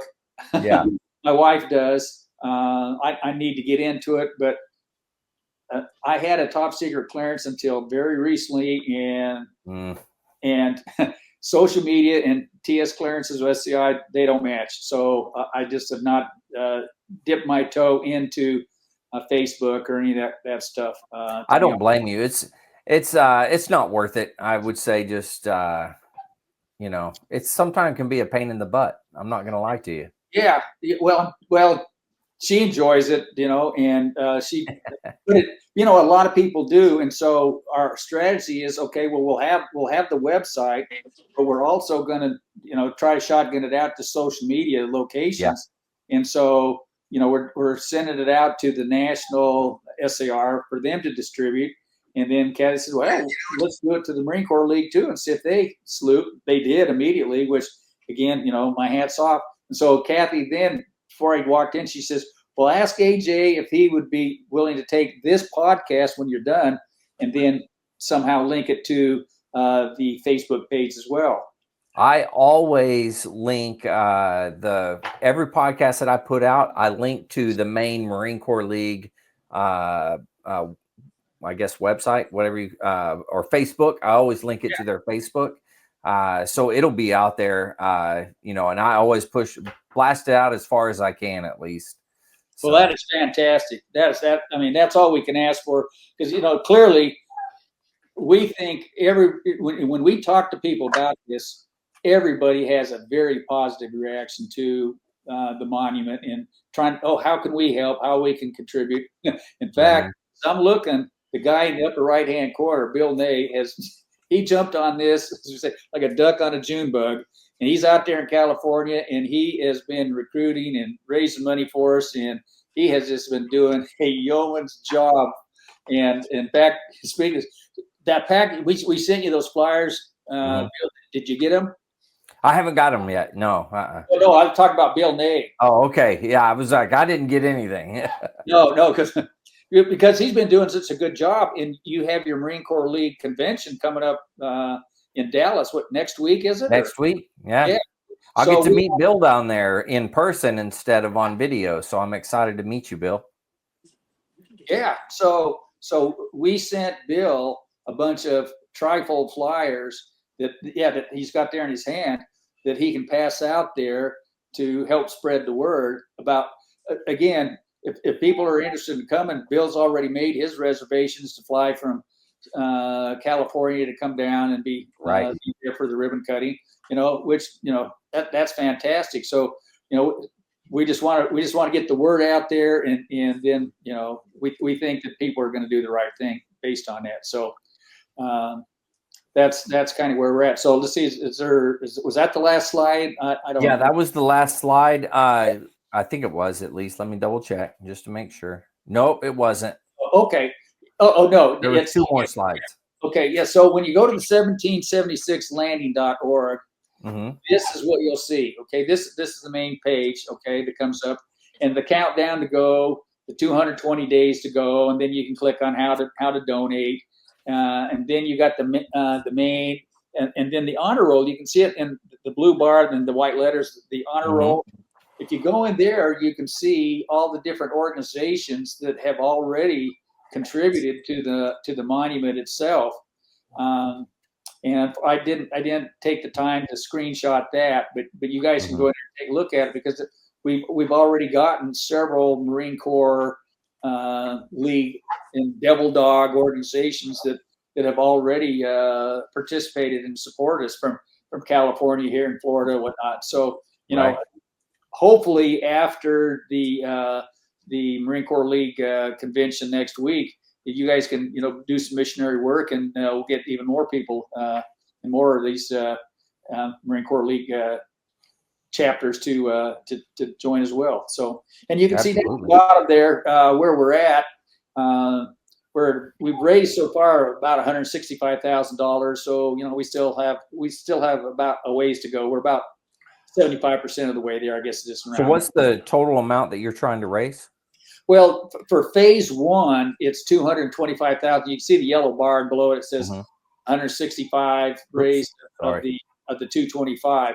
Now that number does not include the bronze Minuteman statue. So the Minuteman statue is going to be probably about another $100,000 on top of that. So yeah. But the plan, we never planned to have that bronze statue for the ribbon cutting in this coming March. That's going to be year 2. So if people want to come actually see the actual statue of the Marine Corps guy, bronze statue of him on the bench, you want to come back for year 2 and have your picture taken with him then. Yeah.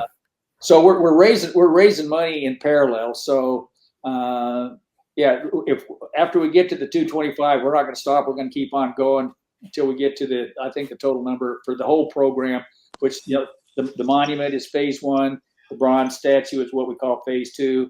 The combined thing is about $334,000 total. Okay. Well, if I have any listeners out there that may have an extra $334,000 lying around, you should shoot it out to this guy. We only need about $140,000 or something. So okay, that makes it even easier. $140,000. I was going to say that Andrew's got that in his back pocket right now. Yeah, I was just going to say between Jim and Mike, I think you got it made. But anyways, I don't know if I have any listeners out there that have that kind of money. But if so, man, go see Robbie. He knows what's up. And the good news is, they're going to have a very prominent place. Their name is going to be very prominently displayed there right next to them. Yeah. And it's going to be charity, man. You know, if you want your name in lights, so to speak, that's the way to do it. That very true. Very true. Yeah, I like okay. it. Yeah. I think Okay. there's- So, all right. So we'll kind of wrap up with, you know, if we're going to be going down to, it's going to be in Pompano Beach. And I talked about how we were really pleasantly surprised how the city of Pompano Beach has been so eager to support this and donate land and, you know, help us get this whole program going. And for anybody who's never been there, you know, you can see the list there, things that soft golden beaches, you know, parks, waters, you know, blah, blah, blah, you know, all the standard things that you would expect to come to Florida and you know, for a vacation, you know, it's got it all right there. So, and it's not that far from there to go up to Orlando, you know, if you wanted to go up and see, you know, Disney World and Universal Studios and all the things that really draw people into Central Florida. Right. Yeah. Okay. So that's Very nice. so, and then we're also working with the restaurants and the hotels, and we're trying to get packages set up so people, when they come in, they actually have a place to stay. So hopefully in the future, we'll have that information loaded on that website. And that's for the unveiling of it, correct? Yeah, that's for the ribbon cutting on the 14th. So, you know, the day, you know, a day prior to a day after, you know, we really haven't got that part totally nailed down. It's more like right now, but we are looking at the hotels and restaurants of where, because we want to have a dinner probably the night prior, and then we have the ceremony the day of, and then probably have a luncheon. And we expect there's going to be dignitaries now, you know, who actually comes, you know, film the letter on that, you know. I mean, the president of the United States doesn't live that far away from there, so, you know. Yeah, true. You know, and our VP is, you know, you know, I mean, come on, you can't beat having a Marine as the vice president. I mean, surely he would want to go to this thing. You would think, He right? might be the Yeah. 48th president soon enough, too. Oh, I didn't say that. Well, you know, crazier things have happened, so it's possible. Yeah. So the fact that our governor DeSantis is a Navy guy also. That's right. Yeah. You would think that, you know, with that kind of leadership, you know, at the national and high levels in the state, you know, that we may have some of them decide, oh yeah, I think I want to come down and be part of this. So we don't know yet. Nobody has said yes yet, but you know, we got to start planning for that eventuality that it could possibly happen. So as a committee, you know, not only are we worried about raising funds, we're also, you know, what kind of ceremony we're going to have, and, you know, the color guard and their participation and all that. So yeah, it's but I think when the dust settles, it's going to be a really fun time and a really great location. And so, you know, I couldn't be happier about how that's going to happen. And even though I'm in Tampa, my wife and I, we're going to get in the car, we're going to drive over, we're going to get in a hotel and stay there for a few days too. Bill, you got something? Yeah, you had talked early on that you were considering a boat trip out to Fort Montague. Yeah. Yeah, that had been brought up. That has not really been discussed recently. And I think it's going to be a function of if we can get enough people who have an interest in that, we'll see if we can actually charter. But as we found out, going from Pompano Beach over to the actual island is not what you would call a half a day or a day trip. So that you couldn't do that in the same day. You have to do that, like, you know, sometime before or sometime after. So you're saying that'd be an overnight trip or whatever if you did probably, yeah. And it might even be better if you want to go over and take a look at the actual monument. It's the actual Fort Montague itself. That might be get on a plane and fly over to the you know, Providence and then spend a day and then get on a plane and fly back. So I guess a boat trip is not as quick and easy as some of us might have been led to believe at the time, Bill. So, That's good to So know, because I've been mentioning that there was consideration for going Yeah. out there, and that had some people quite interested in possibly going out to the Bahamas as well. But I will just mention that once you're there, like you said, there's the possibility of jumping on a plane and going over there and looking at it. Yeah, that's not something that we have formally put a package together, because again, we have no idea how many people would even be interested in doing that. And so the logistics involved in booking a group and then find out there's only you and me to get on the plane, when we've told them, oh, we're going to have 50 people. There's the other 48. Well, they're on the beach sipping margaritas, looking at the monument. Yeah. Or they decided they want to go down to Miami instead, or they wanted to go up to Orlando. So because there's so many variables involved with that, we just have not really focused a lot of time and effort on that right now. And again, because we're still heavily involved in the fundraise, you can see that yellow line is not at the promised land. So we still have some missionary work to do in that regard as well right now. So yeah. Well, I know when I go down to Texas, and I know Bill will do the same thing, I'm going to definitely talk to some people and try and get you some help if we can do that.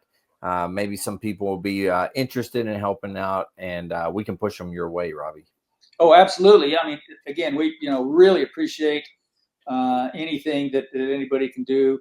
As we said, we're not doing this for the sons of the American Revolution. We're really doing it for the people of America.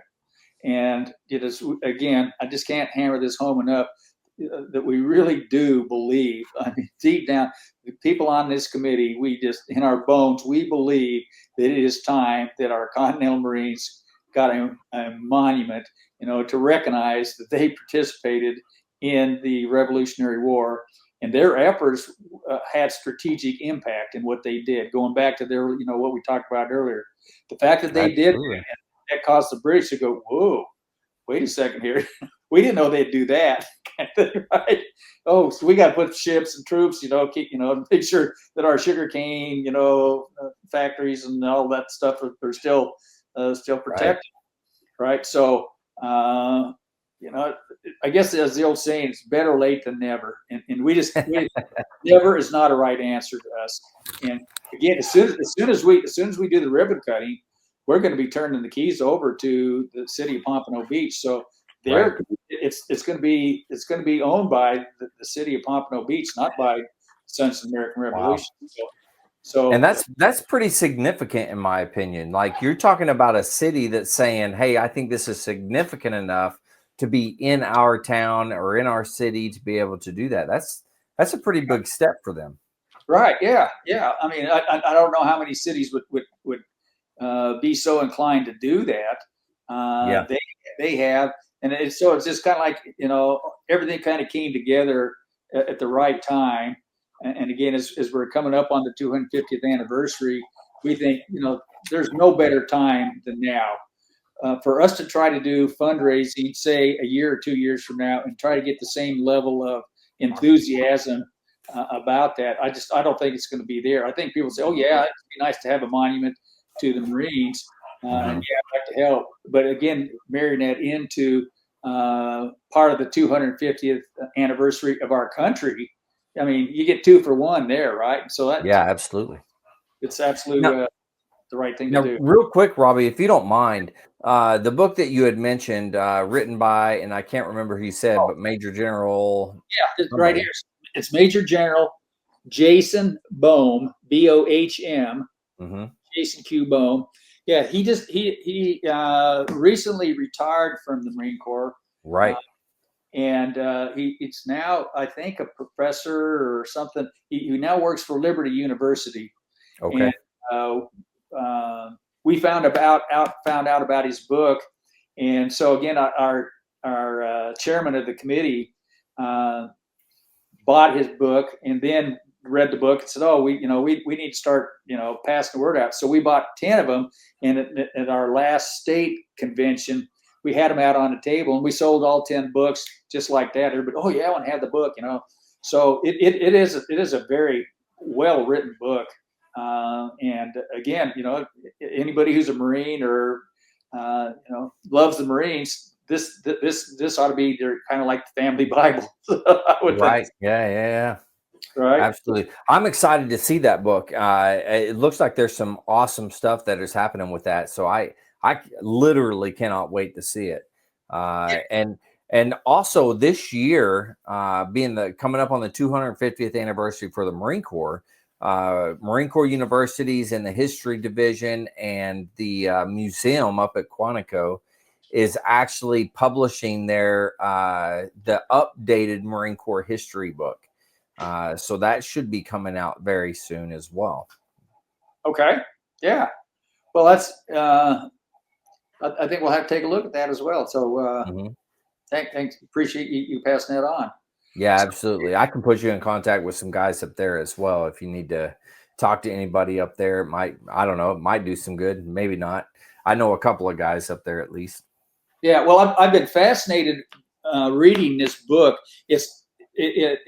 Even though it talks about the Marines, it really gives a good rundown of other things that were going on in the Revolutionary War, which really gives it a really rich context of the situation that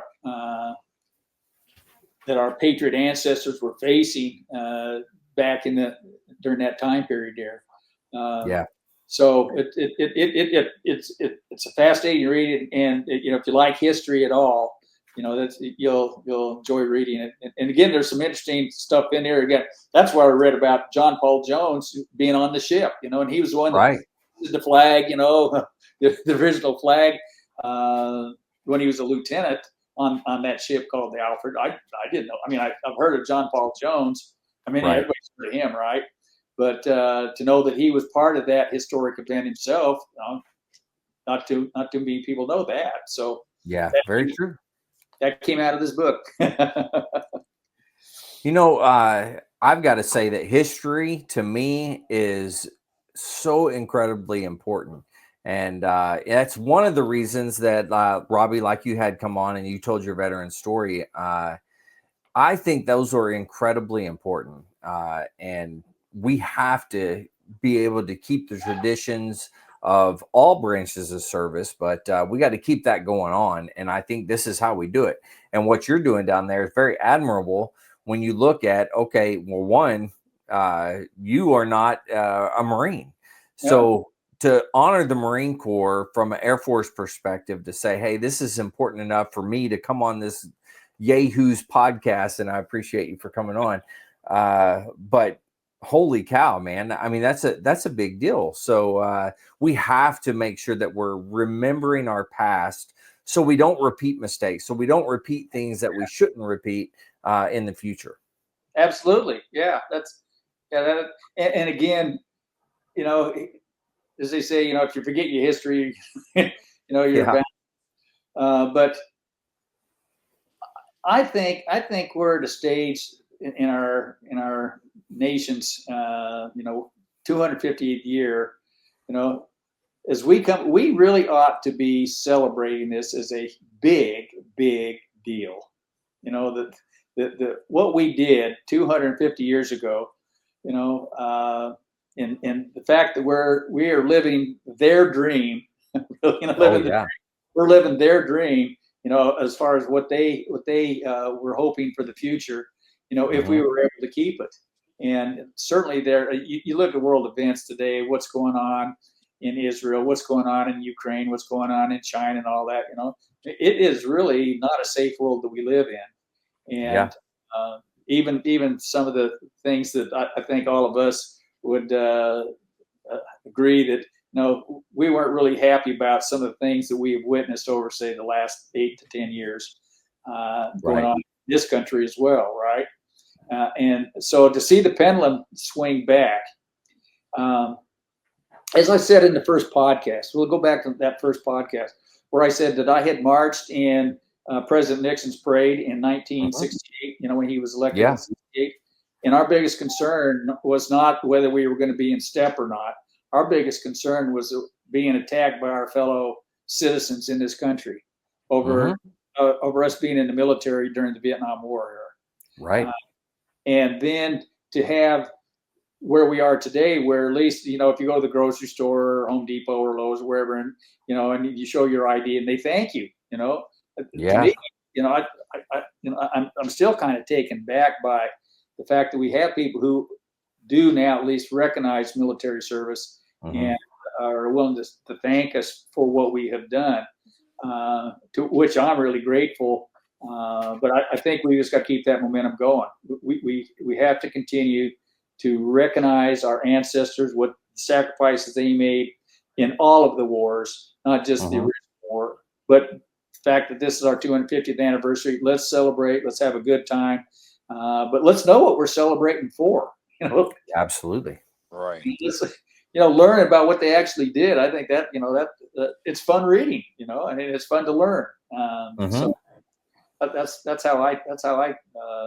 my personal take on it. But No, I'm 100% with you. And, you know, you talked about how people learn. I think nowadays a good portion of people look at podcasts. They look at things of the nature of what we're doing right here, right now.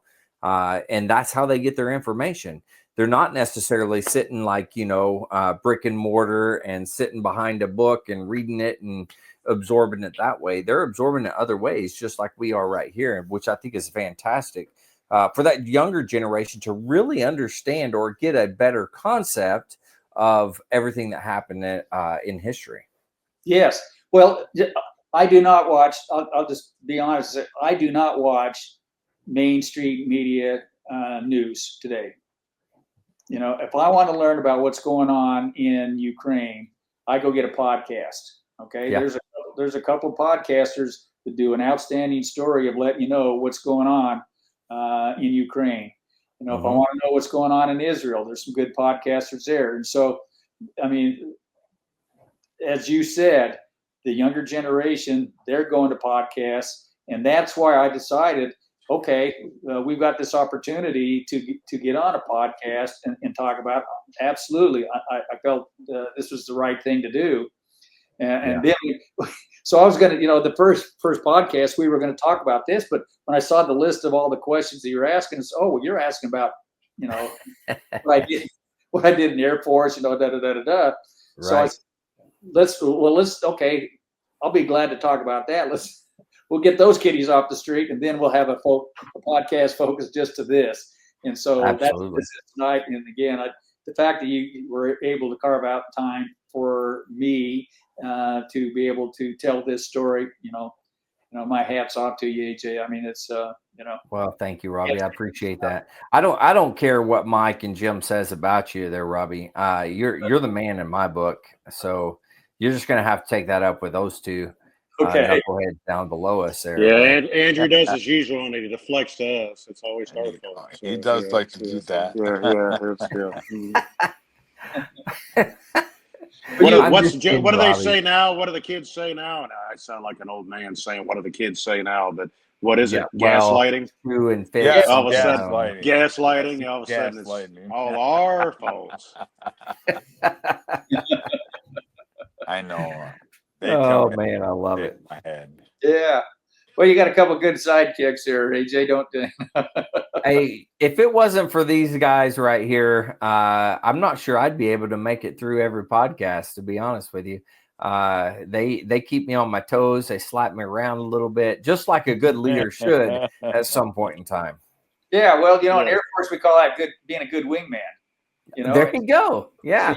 You got some great wingman. Now, I'll tell you a real quick thing about wingmen. In the Air Force, when you're a wingman, we joke about this because it is true, but we joke that when you're a wingman, you're only allowed to say two, bingo, mayday, and lead, you're on fire. Okay. Now, two, bingo, mayday, and lead, you're on fire. Okay. That's all you can say. Well, they definitely let me know those things. I will say that. They keep me in line. It's all good. So let's say if you got a four ship, then it's not two. It'd be, so the leader will say something like, let's go to a different frigates. You go channel 5. And so you expect two to say two, then 3 will say 3, and 4 will say 4. that's all they Right. say. Then they go to new frequency, and then the lead, check in 2, 3, 4, and that's all I want to hear out of you. I don't need all the rest. I don't need all the rest. Just 2, 3, 4. Know that you heard me, and then 2, 3, 4 that you're on a new frequency or whatever, right? Right. So that's one of the things they're allowed to say is 2, 3, or 4. Bingo. Obviously, you're out of gas. Okay, we got to worry about getting you home. Mayday. Okay, you got a problem. We'll see what we can take care of you. And lead, you're on fire. Yeah, let me know. Yeah, that makes sense. Yeah.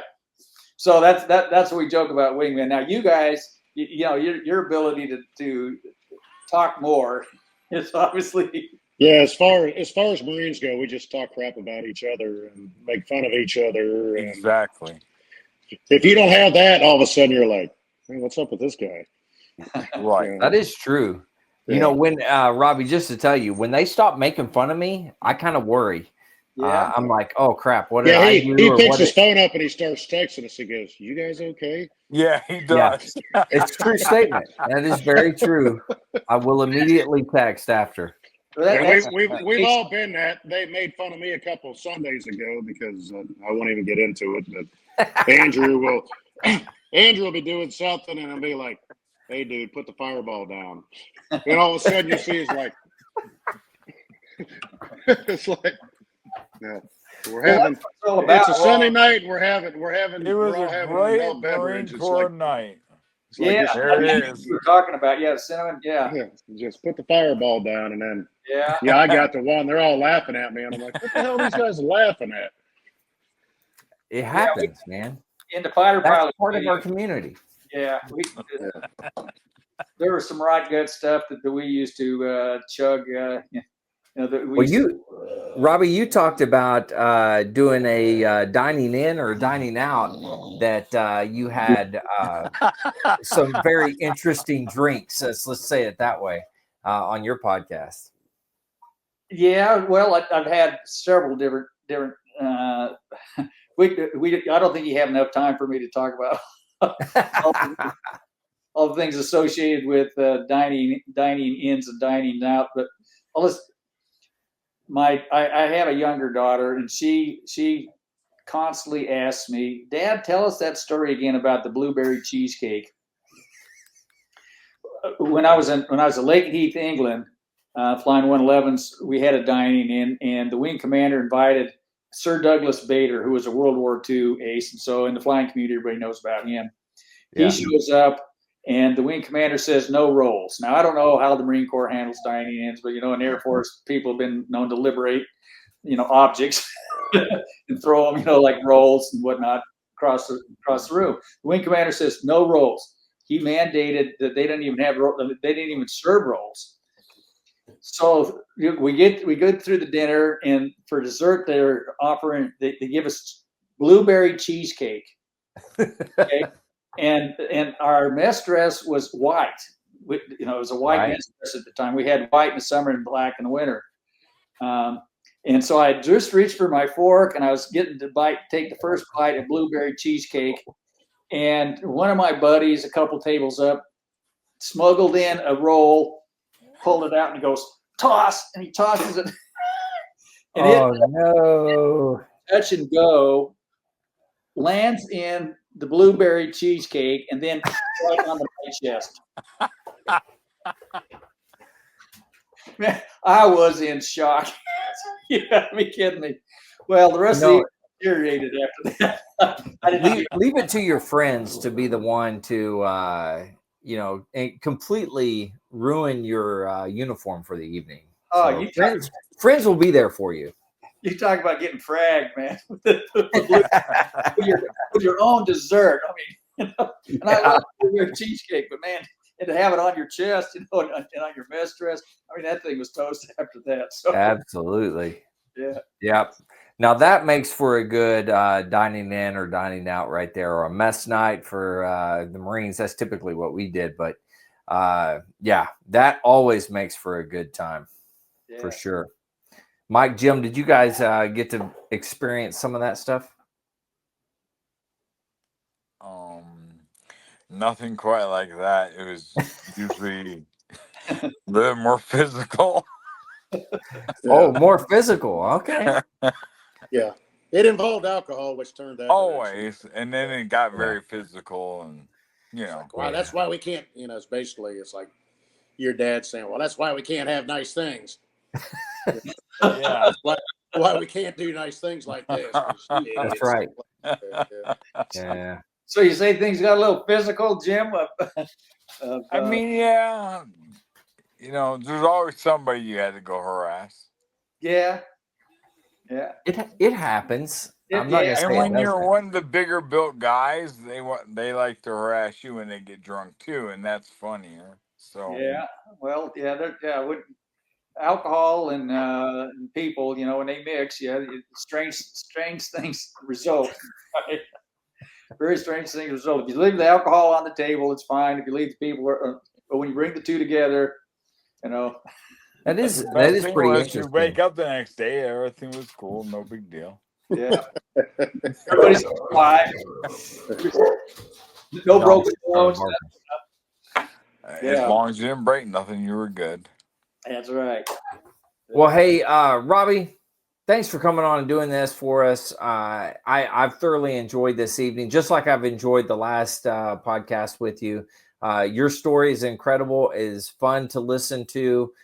It's not very often that I personally get to hear an Air Force fighter pilot and test pilot conversation. So I appreciate you for coming on and sharing with us. It was pretty awesome. Oh, the pleasure's all mine, AJ. And again, as you talk about, it's for a worthy cause. And so, it's a win-win, so, the fact that you're allowing this venue for us to get the word out to people, I'm just the messenger. I want people to focus not so much on me, but on what the monument and what we're trying to do, and trying to, again, honor our patriot ancestors, to meet our Sons of the American Revolution core mission that I talked about earlier. Absolutely. And just in case everybody is wondering, 1776landing.org, or you can email 1776landingcontact@gmail.com. That's going to put you in contact with these guys. They're going to be able to point you in the right direction. If you're wanting to help in some way, donate some money, donate some time, something of that nature, that's how you're going to do it. So don't forget about these guys. It's a fantastic cause, in my opinion. I could be because I'm a Marine. I'm a little biased, but still yet very important when you look at our history and 250 years of this amazing country. Well, thanks, guys, for coming on and doing all this. I truly appreciate it. I'm going to give you guys each one last time words of wisdom as we go around, and we'll hit that up and see what everybody's got to say tonight.